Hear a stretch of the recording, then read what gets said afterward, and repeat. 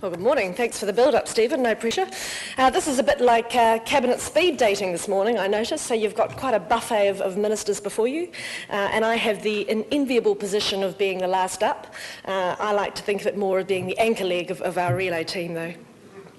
So look, as the Environment Minister, I probably understand more than most actually how important the management of our natural resources is to New Zealand's future. And certainly a large number of aspects of my work program will be impacted by the Building Natural Resources document we're launching today. And I think perhaps amongst those, top of the list would have to be resource management reform. So it's my strong view that New Zealand needs to have a resource management system that enables growth, that provides good environmental outcomes, and is capable of adapting to changing values, to pressures and technology.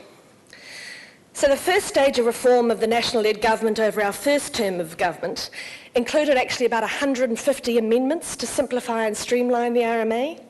We reduced costs, uncertainties and delays, and already we're seeing that the outcomes for environment, for supporting business investment and for encouraging stronger economic growth are certainly being felt. From those reforms, we reduced, for example, late consents from 31% of consents in 2008 being late to just 5% in 2011, with the number of late consents reducing by about 10,000 a year.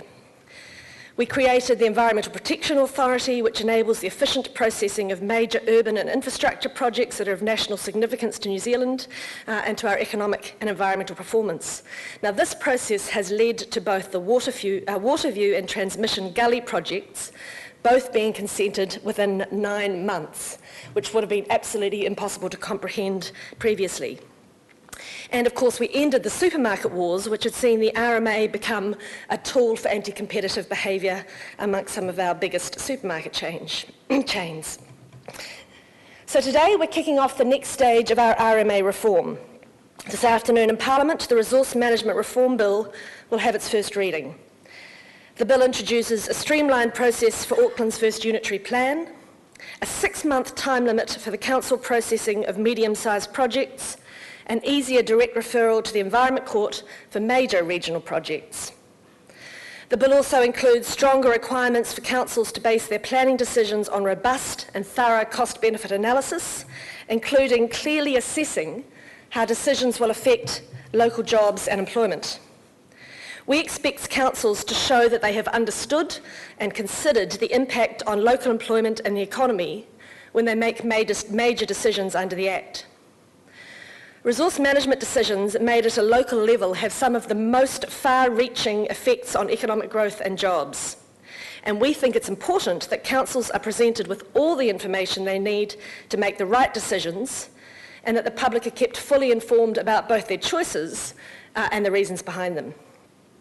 Further substantial reform of the RMA will continue during 2013, with details to be released early next year.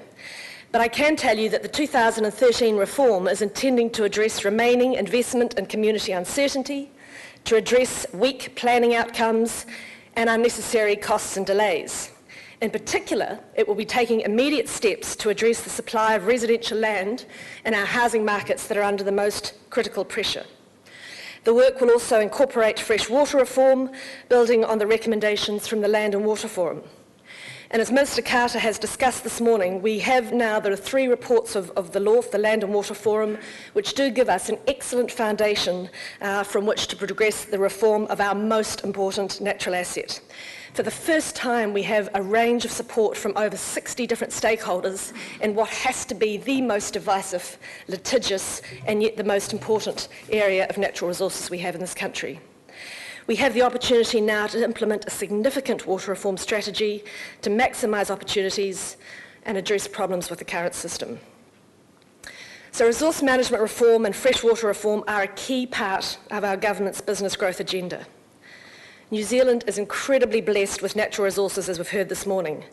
And our reform package is about ensuring we manage our resources more efficiently and more effectively to deliver both economic and environmental benefits for generations to come, and recognising the key role of the RMA as the framework under which planning decisions are made.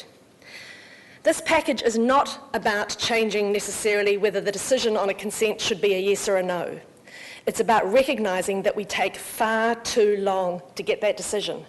And can I tell you, for example, a hypothetical $10 million project, every day of delay has direct cost to the applicant of around $2,200. So a 3-month delay on a $10 million project is about $140,000 of additional cost, and that's just what falls on the applicant. That cannot continue. It is not productive. It is holding New Zealand back, and it's certainly our intention that the government's reforms deliver a system that answers communities' planning needs, enables growth, and provides strong environmental outcomes quickly and cost effectively. Thank you very much. Can I hand you back to our MC extraordinaire, Mr. Stephen Joyce.